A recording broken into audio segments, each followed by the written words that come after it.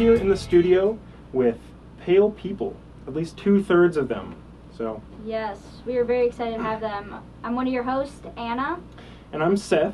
This is the first time that we've done this together, but this is going to be a weekly slot here where we're going to do our best to bring some local musicians into the studio, get them to play for us, and just hear what they have going on. Absolutely. Thank you, Pale People, for being our very first live in the studio. Thank you, Seth and Anna, for being our very first radio interview.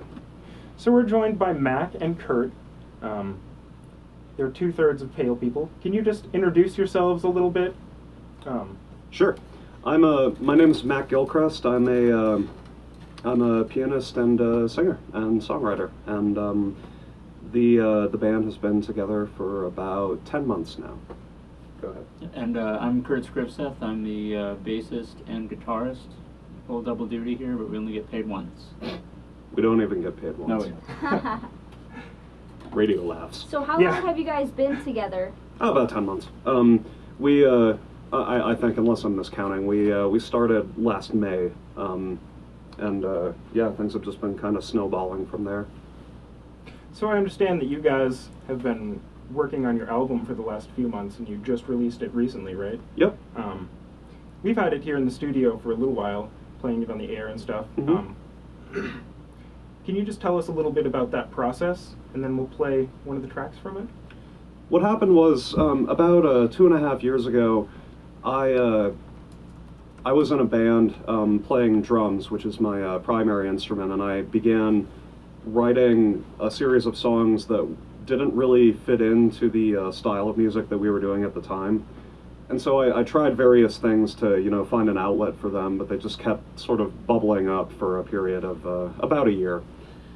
At which point I was so desperate so frustrated that I ended up calling Kurt, who was an old friend who I met through the university jazz program. And I'd actually originally been in that band with you. Right, yeah, that's how we met. Which is weird. And, oh wait, oh yeah, okay. So Kurt was in the band with you? Briefly, yeah, it was... When it first formed. Okay, so when it first formed, you guys were... Sorry, they probably can't hear, that's what It's okay. Sure. Yeah. Yeah, and we started just tooling over the songs, and we got Brian, who's he couldn't be here today, but he sends his love.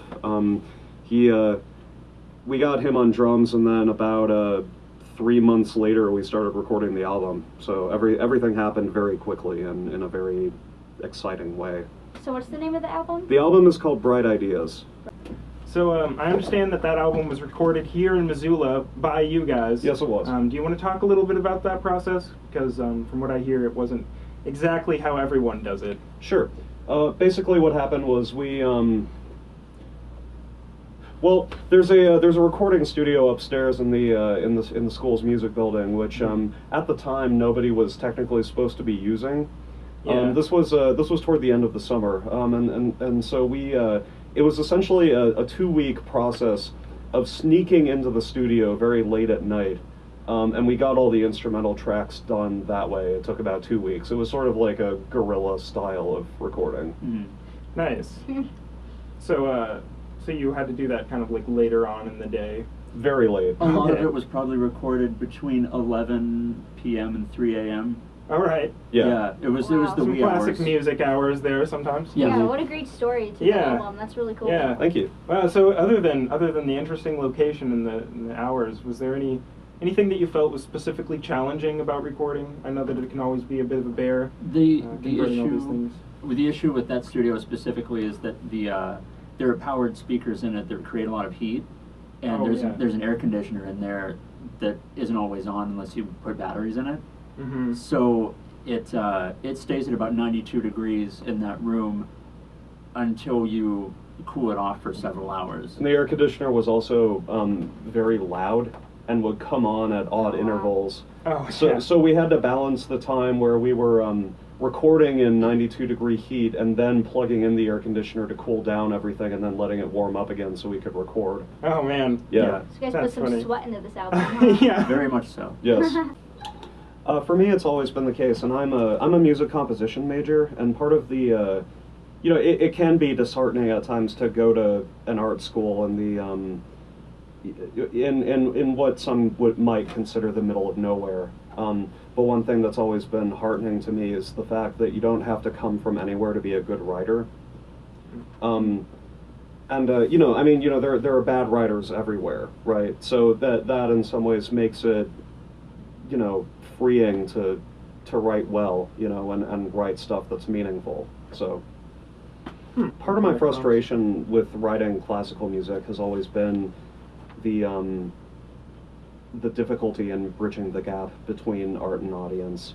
I mean, that's a problem, I think, to some degree with all music, but in particular, because the academic classical world can be so insular and so you know, self-contained. I mean, everybody's just, you know, playing to each other all the time, and that can feel a little bit claustrophobic and a little bit stifling. One of my primary motivations for beginning this project was that I've undergone experiences in my life which, you know, certain types of music have really helped me with, and it was almost never in a classical idiom, you know.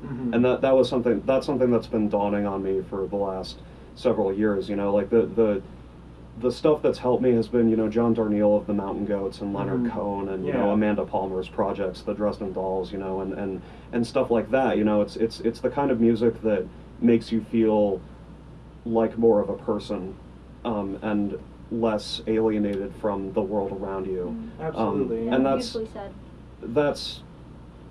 I really want to create art that does for other people what those things did for me. Absolutely. I'd like to touch on that too a little bit. Yeah. Like I spent 3 years as a composition major as well, and that's partly why Mack and I know each other so well. And like, just as an example. In love with Wayne's. Yeah, that's why we're playing. On the last track that we have on the album, Blue Period, I originally wrote as an ensemble piece for flute and classical guitar. Okay. And it, in one of my composition lessons, while the professor thought it was interesting, he didn't feel that it really met the criteria for what would be considered good classical repertoire. Right, Oh, which most of the stuff doesn't, to Right. be fair. Yeah. Yeah. So it was really cool to have a creative outlet where that would not only be welcomed, but it would then blossom into something even greater than it was. Absolutely. Yeah, and two of the best tracks on the album, I think, and that's one of them. And the song you just heard was the other one, are the ones where Kurt's written the music and I've written the lyrics. You know, that's, you know, having that collaboration has been huge in terms of the growth and development of the band and the songs. You know. Yeah. And just learning to communicate between those two. Exactly. Is really interesting. Yeah, and I wish Brian were here, because I'd love to talk about his immense influence over both of us and over the songwriting, you know, and the development of the sound of the band, you know. I mean, Yeah. So Brian came in last, right? Brian came in He did. after you had already been working together. Yes. And so, I mean, what can you say, just briefly, I guess, about how Brian did change the sound? Well, I'll give you an example of it's actually it's not a song that the FCC will allow you to play on the radio. Okay. But it's a song about a porn addiction, which started out as this very almost avant-garde sounding, very atonal piano piece. Yeah. With you know, essentially just a litany of porn titles. Okay. Being sung over it. It's you know, kind of like Primus on classical piano, basically. Kurt and Brian got a hold of it and turned it into this amazing funk jam that I never saw coming. And the way that they groove together is really amazing to me.